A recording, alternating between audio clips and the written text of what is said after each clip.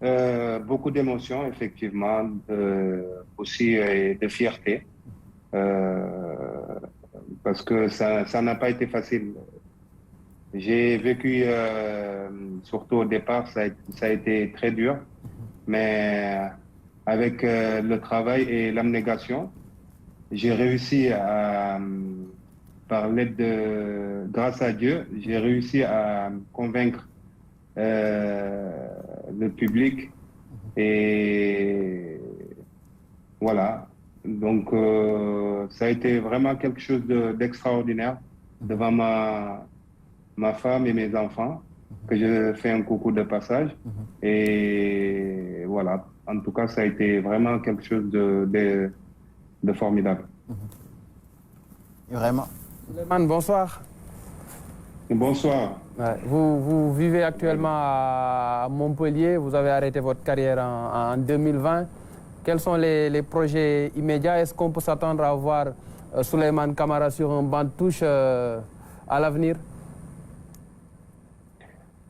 À l'avenir, ben, pourquoi pas? Parce que moi, je connais que ce métier, donc je connais pas d'autres métiers.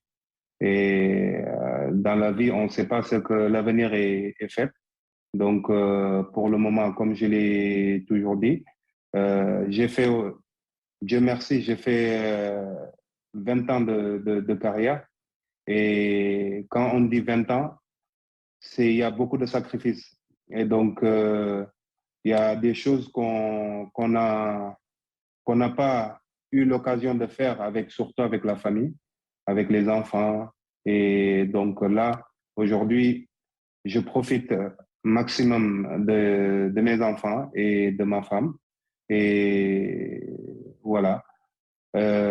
Après, petit à petit, je vais commencer à réfléchir bon, je commence à réfléchir par rapport à ce que je suis en train ce que je vais faire plus tard. Et donc, voilà. Souleymane, vous aussi, vous avez marqué les Sénégalais. On se souviendra toujours de ce but dans les dernières minutes face à la Zambie, au Mali. Et cet appel-là face au Danemark en Coupe du Monde. Ouais. Vous l'avez rappelé tout à l'heure, vous avez fait 20 ans de carrière et vous êtes un exemple dans le monde du football par votre courtoisie, votre correction et tout, sur et en dehors du terrain. Justement, quel a été votre secret pendant ces 20 ans pour avoir cette longévité-là dans le monde du football? Euh, Secret, après, je sais pas, comme j'ai l'habitude de dire, dans la vie, il y a pas de secret. Il y a que le travail. Seul le travail paye. Et voilà, c'est comme je l'ai dit tout à l'heure, j'ai fait des sacrifices et en me couchant tôt, en mangeant, essayer de manger sainement, même si ça n'a pas été facile. Et voilà, et aussi surtout euh, avec beaucoup de travail. Et voilà, comme j'ai dit, comme j'ai l'habitude de le dire, quand on veut atteindre un objectif, il faut se donner les moyens. Et c'est ce que j'ai fait. Dieu merci, aujourd'hui, je peux dire que j'ai atteint mes objectifs. Ouais. Alors Souleymane, évidemment, vous n'allez pas échapper à la question. Le Sénégal est champion d'Afrique. Vous êtes également champion d'Afrique. Vous qui avez été international de la génération 2002. On rappelle qu'avec la sélection, c'est 35 sélections pour vous et 7 buts. Alors, comment avez-vous vécu cette CAN et ce sacre des Lions du Sénégal au Cameroun 20 ans après 2002?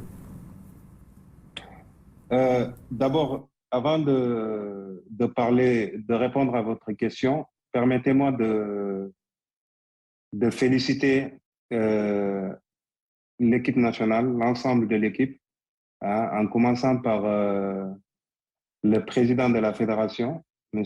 Augustin Senghor, et en passant par l'entraîneur, Aliou Cissé, et son staff, et en passant par les joueurs aussi, hein, et à tout le peuple sénégalais.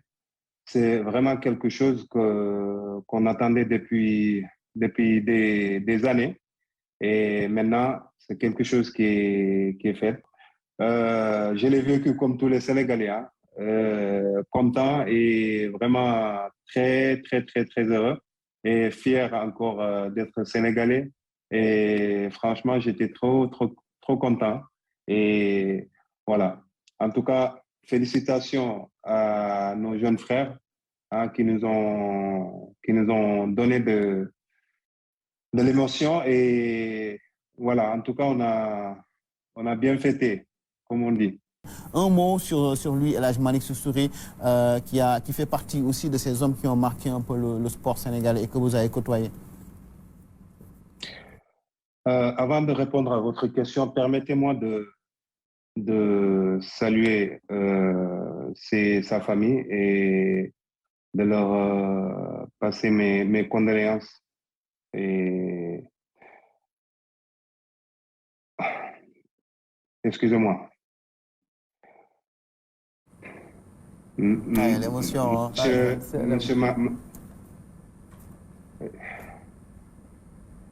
pourquoi je... Bon, désolé. Hein. Ouais, on comprend, c'est l'émotion. Voilà.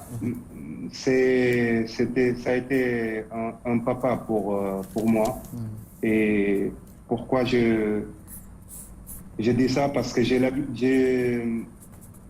le dis souvent, parce que c'est quelqu'un que je ne l'oublierai jamais. Parce que il a beaucoup fait pour moi